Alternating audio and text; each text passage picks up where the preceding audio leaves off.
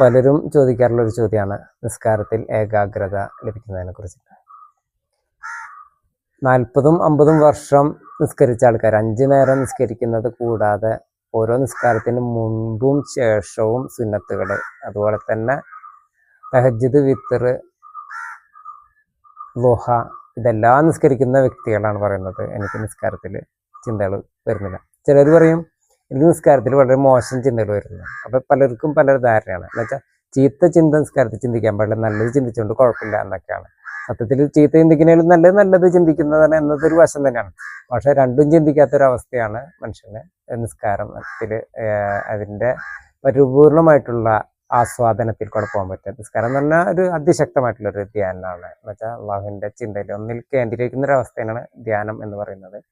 അപ്പോൾ ഇത് നേടിയെടുക്കുക. ഞാനിപ്പോൾ 5 വർഷത്തോളം നിരന്തരമായിട്ടുള്ള ധ്യാനത്തിൽ കൂടെ, എന്നുവെച്ചാൽ എൻ്റെ കാര്യങ്ങളും എൻ്റെ കുടുംബപരമായിട്ടുള്ള കാര്യങ്ങളൊക്കെ നോക്കുന്നതിൻ്റെ ഇടയിൽ ഞാൻ ഡ്യൂട്ടി കോൺഷ്യസ്നെസ് എന്ന് പറയുന്നത് എന്നുവെച്ചാൽ മറ്റുള്ള പ്രവൃത്തിയിൽ നമ്മൾ ഏർപ്പെടുന്നതിനോട് കൂടിയ, എന്നുവെച്ചാൽ ഇപ്പം ഞാൻ നിങ്ങളോട് സംസാരിക്കുമ്പോൾ ഞാൻ ചിന്തിക്കേണ്ടത് ഇത് അള്ളാഹു സുബ്ഹാനഹു വ തആല എൻ്റെ സംസാരങ്ങൾ കേൾക്കുന്നുണ്ട് എന്ന പോലെ ഓരോ പ്രവൃത്തികളും നമ്മൾ ചെയ്യുമ്പോൾ അള്ളാഹുവിനെ മുൻനിർത്തിക്കൊണ്ട് അള്ളാഹു നമ്മളെ കാണുന്നുണ്ട്.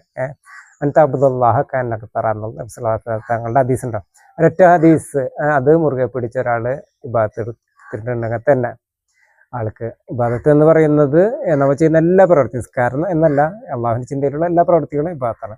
അതിലൂടെ നമുക്ക് എന്ത് ചെയ്യാൻ പറ്റും? ഹൃദയത്തിനൊരു ഏകാഗ്രത വരുത്താൻ പറ്റും. ഹൃദയത്തിൻ്റെ 2 തട്ട്, അടിത്തട്ടായാലും മേൽത്തട്ടായാലും അതിലേക്കുള്ള ഒരു ജാലകമായിട്ടുള്ള മനസ്സിനായാലും എല്ലാത്തിനെയും നമ്മൾ എന്ത് ചെയ്യുക? നമ്മൾ പഞ്ചേന്ദ്രിയങ്ങളായാലും ഇതൊക്കെ നമ്മൾ നിയന്ത്രണം വരുത്തുന്നത് ഒരു ഏകാഗ്രതയിലൂടെയാണ്. അപ്പോൾ ഈ ഏകാഗ്രത ഇതിന് പ്രത്യേകിച്ച് നമുക്ക് ഒരാളുടെ ഒരു ഇജാസിയത്ത്, ഒരു ഗുരു ആവശ്യമില്ല. കാരണം എന്താ വെച്ചിട്ടുണ്ടെങ്കിൽ 40 ദിവസത്തെ ധ്യാനത്തിന്, 7 ദിവസത്തെ ധ്യാനത്തിനൊക്കെ ഗുരുക്കന്മാരുടെ ആവശ്യം നിർബന്ധമാണ്, അല്ലെങ്കിൽ ആൾക്ക് വേറെ പ്രശ്നങ്ങളൊക്കെ ഉണ്ടാവാം.